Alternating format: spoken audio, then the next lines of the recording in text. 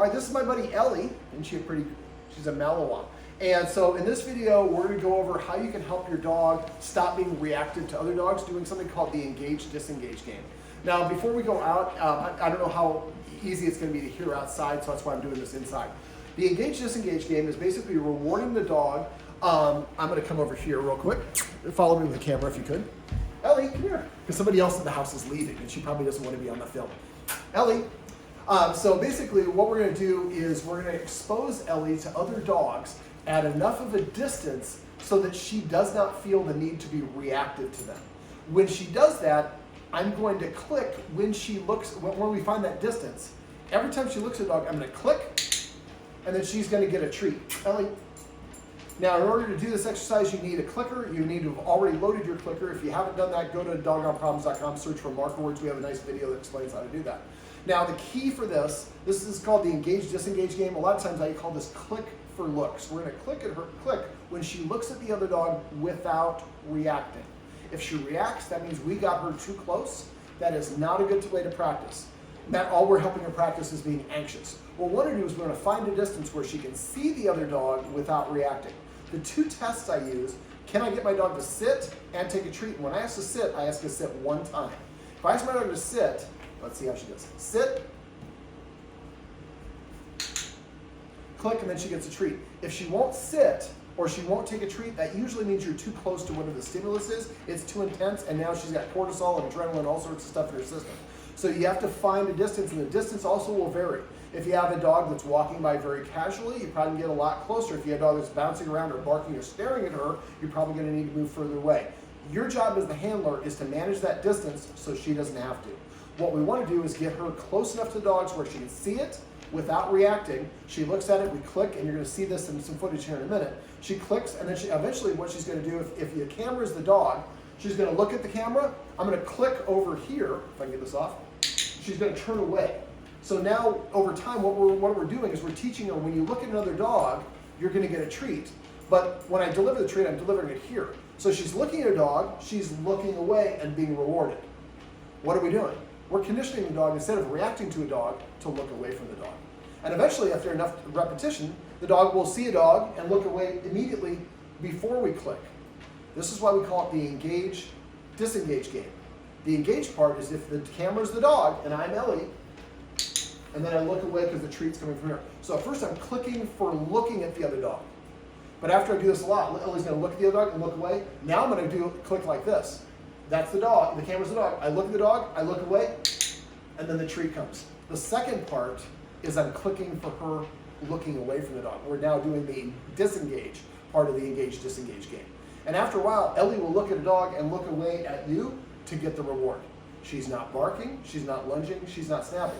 If she does, that means you probably got her too close. The last little tip on this one, we'll get outside and I'll show you some footage of actually doing this, is if we get her too close and she reacts, it basically ruins all of the work that we've done. What we're trying to do is get her to go out and maybe look at a dog 10 times or 10 different dogs without reacting. And then we leave. And so she doesn't actually meet the dogs during that. She's just looking at them, and gradually we can get her a little bit closer each practice session, but we're going at her pace. And so eventually it gets to the point where she gets close enough. Now our tests. Dogs are really what I call wiggly jiggly. If a dog gets stiff and still, her ears go back, she stares, she lowers her head, her eyes get big, she stops blinking, she has incomplete body movements, her tail goes up, she's growling. Those are all indications that we're getting close to her breaking point. If we move her past her breaking point, she's going to have an emotional outburst. It is not an intentional act. Just like somebody who's afraid of spiders, you can't tell them to stop screaming because 12 spiders fell on their head. You have to remove the 12 spiders, show them you remove the 12 spiders, and when they come to an emotional, neutral place, then they can relax. So telling a dog to stop reacting is like telling somebody to stop screaming because spiders are on their head. It is never going to work. Our job is just to move them away. Now, if you get caught and you're too close to a dog and she's reacting, you can pull her away and take her away. Just make sure you do so. The idea is to really get her away beforehand. Now, the guardians here have been using a prong collar. I would say never use a prong collar ever, and never use it for this exercise, because whatever is near your dog or your dog is looking at when the prong collar bites their neck is where they think the punishment came from. Last little tip, I like to keep score. So when we're out here, if Manolo here is the dog, and I look and get a treat, that's a score of 1, 2, 3. Bark. That's a score against us. So now we're at 3-1. Your goal would be to have a score 20, 30, 40, or 50 clicks without barking to 0 barking. What we want to do is basically take her out and have her practice being around dogs without reacting, because we're managing the space between them. And over time, we will gradually get closer and closer. She does not have to like the other dogs. What we're looking for is what we call a neutral emotional response or a positive emotional response. Positive is I want to go play with the dogs. Neutral is I don't care. And I'm fine with neutral. She doesn't have to play with the dogs. We just don't want her to be reactive. All right, so we're going to pick this video up outside. You're going to be able to see me doing this exercise in action. Okay, we went out for a walk, but of course when you need to find dogs to practice the Disengage game, there are no dogs around. We're near the fire, and a lot of people have evacuated, so we don't have as many people in the area. So we have Manny over here who's going to be playing the part of a dog walking. Now, again, I mentioned in the early part of this, I want to do this, Ellie, with the dog sitting. And one of the things that I noticed when we went outside, Ellie was overstimulated. Everything was gathering her attention. I was trying to give her treats, she was not paying attention to them. So a little trick that you can do for this, there's nothing wrong with her doing that, but she's overwhelmed. So it's like asking your kid to do homework at Disneyland. Could they do it? Sure, but it's really hard for them to do it at that location. So what I would do is basically an engagement game. So have some treats with you, open the door, make sure there's no dogs outside. Open the door and go 1 or 2 steps. I know I'm going to keep you here in the shot just for a sec, sweetie. And basically just stand there. So maybe go off your porch and stand, make sure there's no dogs around. Have a treat in your hand, have a clicker in your other hand. So I'll do it right here. So right now you see she's panting a little bit. This probably because we just walked down the hill and walked back up. But panting like this could be an indication of stress in dogs. So when she looks at me, I'm going to mark and reward. So when you step out off your steps, you're just going to stand and let her have as much room as the leash goes, but don't leave her feet. Have a treat in your hand. As soon as she looks at you, and you give her a treat. Stay in that location until she's checking in with you within less than 60 seconds. You can go on. And then once she's doing it less than 60 seconds, then take about 10 or 12 paces and stop again. So the further you go away from your house, the more elements that can be distracting for your dog are. If your dog is having difficulty focusing or checking in with you, don't keep going. The further you go away from your house, the harder that's going to be. So instead, we go a couple paces outside her door and wait. As soon as the dog looks at me, click, and then I give the dog a treat, and after a while the dog will check in more and more frequently. Then you, again, when you're under 60 seconds, then you take another 12 steps. Keep going the direction you want to go, but as soon as she can't check in within, or I guess if you're doing it every 60 seconds, you're going to find that she's checking in with more and more, but the further away from your house you go, the harder it is for her to focus. So you might want to just go one at a time. Maybe you only do right outside the door or at the end of the steps, or maybe 12 paces. And then when you go to the next one, she's not checking in with you at all. Yet. She's saying that's too much stimulus for me. Back up to the previous location, get a couple reps in, a positive. You always want to end dog training on a success. You don't want to end it with the dog failing or you getting frustrated, which is why you don't want to keep it too long. About 1 to 2 minutes of practice time is max, so you can end on a good one. You want the dog to want to do it again. All right, so now we've got her laying down, which you don't have to do it, but I'm going to take advantage of this. So I've got a treat in this hand, my left hand. I'm going to switch hands. I'm a righty, but normally I would have the clicker in my dominant hand. I'm going to keep it here. So Manny, I'm going to have you go out and walk, and he's going to pretend like to walk. So, oh, I dropped it. There we go. You're still sitting. Sit. Sit. Now, I'm only asking you to sit, come here, because it's easier for the shot. If your dog gets up, that's a way of your dog saying, I'm a little bit too close to whatever it is. Hey, sit, sweetie. Oh, hold on 1 second, Manny, sorry. Sit. There you go. Now, if you're doing this exercise, see her ears right now? If they flip back too far, that's her way of saying I'm uncomfortable. Her eyes get big and unblinking, and she's staring with lowered head. She's stiff, she's moving in slow motion. Her tail goes straight up. The hair on her hackles. If I see a combination of a couple of these elements, that's telling me that she's a little bit aroused. Now, like I mentioned in the first part of the video, one dog is walking by casually, you might be able to get within 12 feet. The other dog that's walking by really bouncy, you might have to be 30 feet away. So you calibrate based on the other dog. All right, so I've got now the clicker in this hand and the treat here in this hand. Treat, clicker. Go ahead and start walking, Manny. Walk a little slower if you could. Now you're seeing how I'm having to put the treat in front of her now.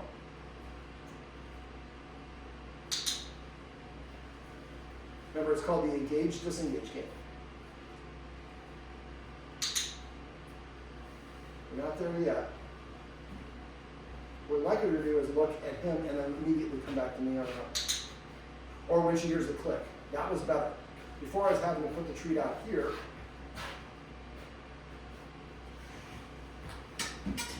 Now, if you're using a treat that's really high value, if she's only interested in you, it might be too high value treat, then you might want to use a Charlie Bear or another treat that's not quite as important or as high value.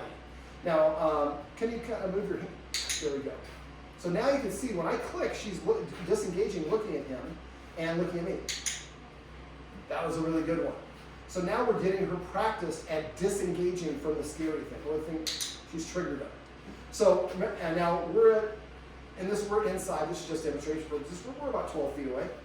That's a sign of relaxation. If your dog lays down or sits down, that's their way of saying, I'm really comfortable. There you go. So you're clicking for her looking. The instant she sees them is when you click, and then you should have a treat in your hand. So see how she's looking at me easier and easier. Now, as we're doing this, I like to cheat. I would normally, Manny can stop right there. I would normally have Manny, a friend of mine, with a dog. And I would have a couple shrubberies around as well. So if she starts kind of breathing heavy, getting stiff, licking her lips, her ears go back, her tail goes up or whatever, and she starts staring at that person, I can have my person walk outside the line of sight, walk behind a tree, and block her field of vision. So then she can kind of relax a little bit. When you're doing this, you don't want your dog staring for too much. You want to limit exposure, disengage, engage, disengage is the name of it. Now, we're about 12 feet. Let's say where Manny has a dog and he's helping us. And we start at 12 feet. We probably have to start a lot further away for her, but let's say we're at 12 feet. And after doing this a handful of times, now she's like easily looking away at me. Well, then I might take another step or two closer, or have them take a step or two closer to us. Now, I want to be mindful to make sure that the target or the stimulus always has a tree or a house or a car or something they can duck behind if she starts getting too worked up. If you can imagine her anxiety level going from 1 to 10. 10 is as hard as it gets, 1 is as relaxed as she gets. When she starts ticking up, if she gets above 5, that's when I have the person disappear and wait for her anxiety level to tick down to about a 1 or 2, and then we practice again. If you get above 5, that's when it's closer to her reacting, and remember the goal of this is she does the whole thing without reacting at all. What we're trying to do is have her exposed to the dog one time without reacting, getting a whole bunch of treats, and the next time we're maybe 1 or 2 feet closer, or 5 feet, whatever it is, we're going at her pace, gradually closer and closer and closer. Now, one thing that's important to note about dogs is they don't generalize well, so we don't practice this in a lot of locations. So I practice it, and when you're at your location, or you're on your front porch or in your house, it is her territory. It's natural for dogs, especially Malinois, to try to guard. So in that case, you might want to practice at the down the road at the park, or in front of your neighbor's house, or on a walk. And so I like to find areas. So we have a work island here. Let's say there was another work island here. Let's say there was houses. The further deeper I go into the back of the houses, the smaller the field of vision gets. I do this game a lot where in between two houses, we're back here. So the dog only appears in sight for like 3 to 5 seconds. And the closer I get to the front, the wider my field of vision gets and the longer the dog's going to be exposed. So you want to cheat and create a scenario where you're giving your dog every advantage for them to be successful. There's a trainer, the guy that actually had the dog Chaser, who knew 1,000 words. He called it errorless learning. He created a scenario where his dog almost could not help itself by doing what he wanted. Then he rewarded it, and after the dog got good at it, they made it a little bit harder each time, but just a little bit harder. So the dog was able to always be successful. Now, when you do this game, eventually you get closer and closer and closer to the dogs. Now, as I mentioned at the beginning of this video, we don't have to have her right next to the dogs. Well, what we'd love to have, especially if you have neighbors that are dogs that are nearby that she sees a lot, ask them if they can help you with this exercise. Those are the dogs she's going to see the most often. She's going to be the most triggered by. And if you can help her have a positive or a neutral or emotional response with those dogs, then you cross things off the list that are stressing her out, which help her relax. Eventually, what you'd like to do is get to the point where you can do a parallel walk or something we call buddy walks, where maybe I have Ellie here, I have my neighbor here and their dog's on the outside. Now, shoulder to shoulder might be too close, so we might have to be this far apart, this far apart, this far apart. But we're walking the same direction and we're at the same line between us. No dogs in front, no dogs behind. What are we doing? We're helping Ellie practice being around a dog without reacting. And she doesn't have to react because we have managed the distance. And so if she's staring, she's still, her ears are back, she's tense, you're getting too close. We want her to practice relaxation around the other dog. Well, this is my buddy Ellie, which is a good looking girl. And this is a demonstration of how you can do something called the engage-disengage game to help your dog stop being reactive to other dogs.